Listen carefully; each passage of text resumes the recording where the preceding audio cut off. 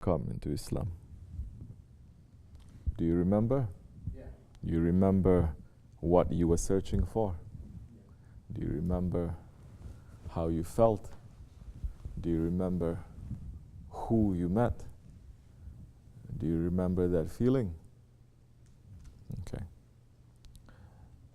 There are people always searching and looking. So many times you only need to meet one Muslim, one good one. Doesn't even have to be too good. Just keeping traditions properly. And the person is going to be shocked. Correct? Be that good Muslim. Be that one. Be that one to them. You must know, as a murid already, I'm not saying that you can read people's hearts, but you know if someone is searching, there are signs, no? If someone is hungry, there are signs, right? Someone is thirsty, there are signs. So if someone is looking, there are signs. Someone who's looking sincerely, there are signs. Someone who wants to fight, there are signs. You must be intelligent. We're not here trying to change people's opinion. We're not here trying to bring them into Islam. We're not here to give da'wah. We're here just to give the message. What is the message you receive? You understand? No, this is rhetorical. What is the message you receive? They receive different message from this, but still they are looking. Those ones who receive different messages, say from the media and everything, and they're happy with those messages, don't argue with them. That's what you're going to be doing. You're going to sit and you're going to argue. Those that they're searching, and they get different messages, speak to them. Those that are kind of like half and half, you may easily speak to them. Because you are following one of the greatest awliya there's ever been. Allah has sent to this world. You're following tightly into traditions. This is not an easy way, correct? So, good things are not easy. Allah is saying ease is only going to come after every difficulty. So those ones that are looking, those ones that signs of, then I want you to share. Share your experience. And I want you to bring the message. What is the message you got when you first was walking in this way? What were you looking for? What was so bad about, say, your religion before, or no religion before? What was so bad about it? Millions of people, they like it, no? Billions of people, they like it. But what is it for you that it wasn't real, it wasn't enough? Now those ones who are looking for the same things, you may speak them that kind of language, and you'll go straight to their heart. You understand? If someone asks you, very simple, the simplest questions are the most difficult to answer. They say, why you believe there is only one Allah? Why can't we have several? What makes you think Islam is correct, all others are wrong? Why do you follow a man, a sheikh, when you know that he's not perfect? We understand? All these questions must also be your questions. All these questions, if you're not understanding, they will come back as doubt. Because you didn't answer, you don't understand all those questions, you're just putting it aside. One day when you're weak, shaitan is just going to come up with those questions and say, why is this? Why is this? Why is this? When you're weak, not when you're strong. You understand? So speak about your message. Don't try to speak about the message of the Prophet or the message of the saints. You understand? This is, don't try to do da'wah. This is a very high level. We are not da'is.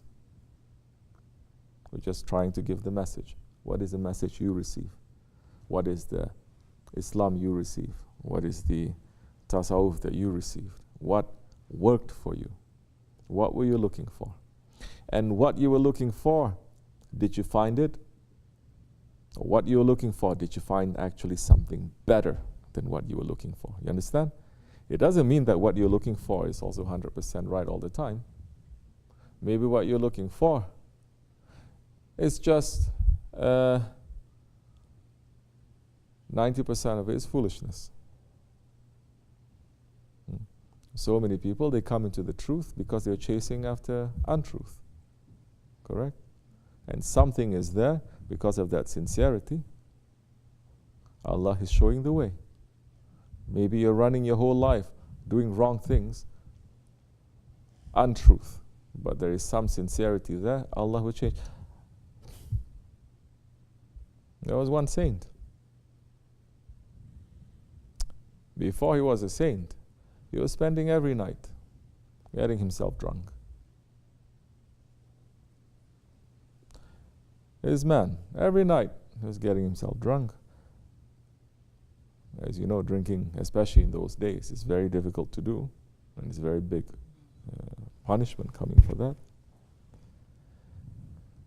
One night, he came out of the, let's say, bar, the tavern, drunk, and he saw a piece of paper on the ground, and he has the name of Allah on it. In that drunken state, he still picked it up. He said, who is this idiot who put Allah's name on the ground? He's drunk. But he picked it up, he kissed it, he put it on his forehead. He went home, he put perfume on it, and he put it in a high place. A dream came to him. You know the saint? And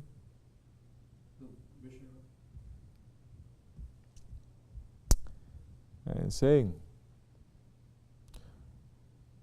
you perfume our name, we will perfume your name. You make our name to smell nice, we will make your name to smell nice in this world and the next forever. Woke up, it's a long story, and a saint was sent to him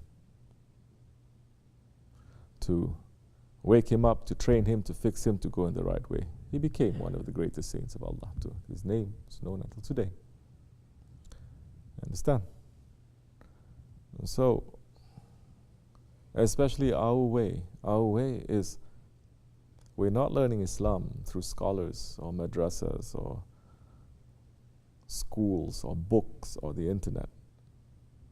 We're learning our Islam and our tasawwuf from a shaykh that is living in front of you, teaching, taking his knowledge from another shaykh that was before him, living and teaching.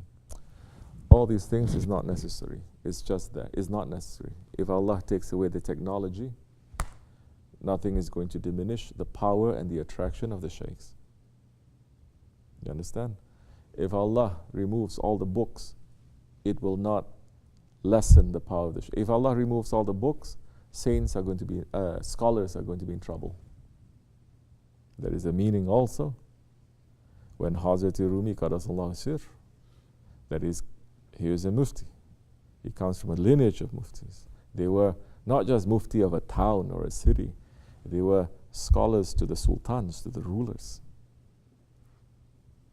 That he had all this external knowledge, but he was looking for something. And Allah then showed him his Shaykh, Shamsi Tabriz.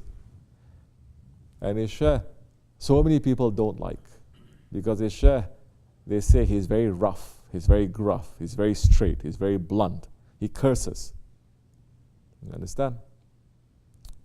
They say, what kind of Shaykh must be very gentle, must be very this, must, you know, like they say about our Shaykh. There are different kinds of prophets, there are different kinds of Shaykhs. And when Shamsi Tabriz met him, and saying, what is all that you are carrying?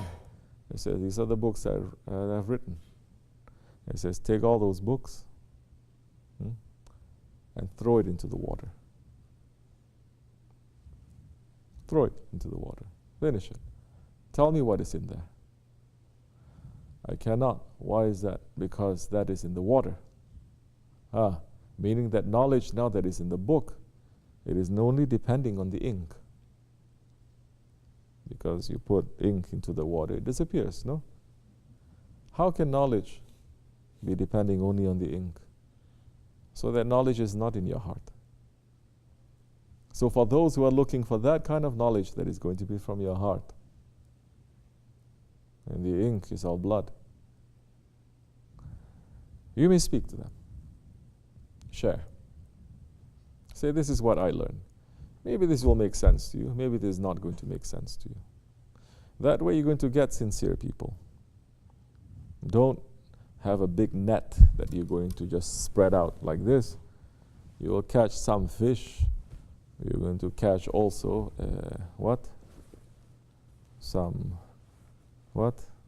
jellyfish, scorpion fish, other kinds of things that it's harmful, you cannot do anything with it. You understand?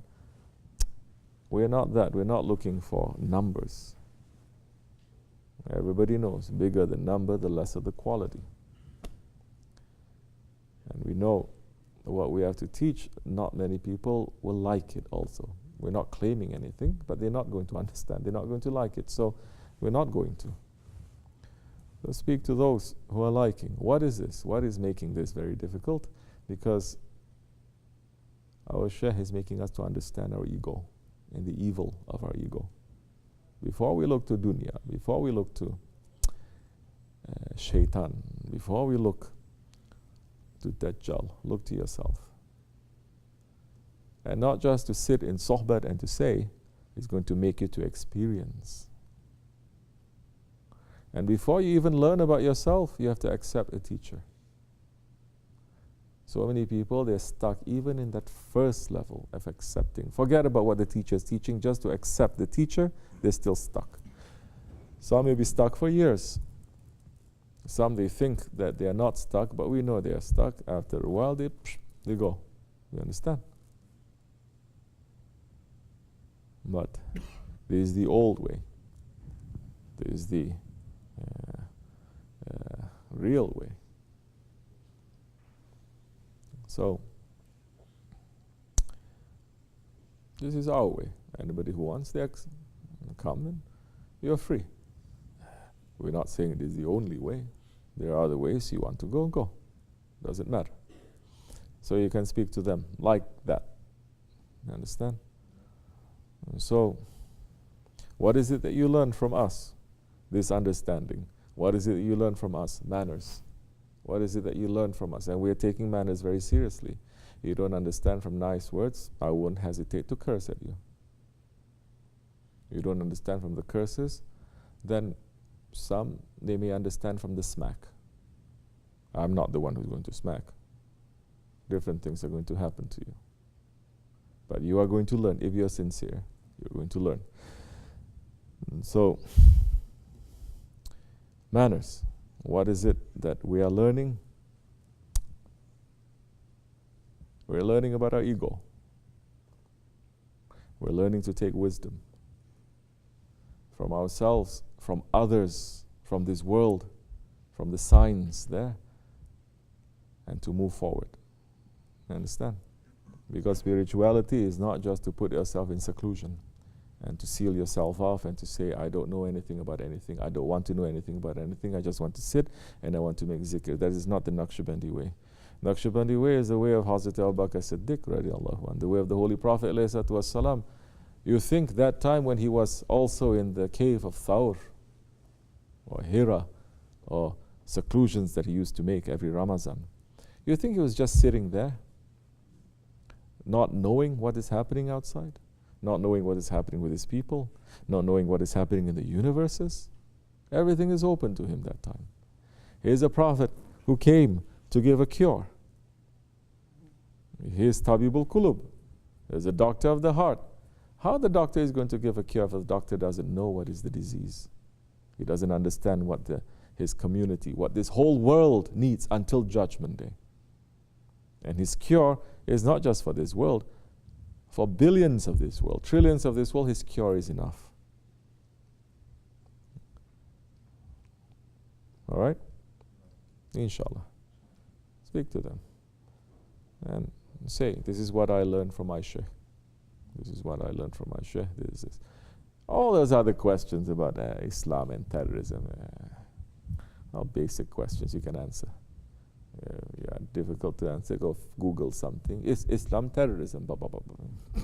So simple. You understand? But we're not concerned about that, because people who are still caught up with that, that means they don't want to move forward. Leave them. Don't fight with them. Don't argue. Until they want to move forward, then you may speak. So, inshallah, in that way, you may say, people will listen to what is sincere. This is what we want. May Allah forgive us, inshallah. Fatiha. Amen.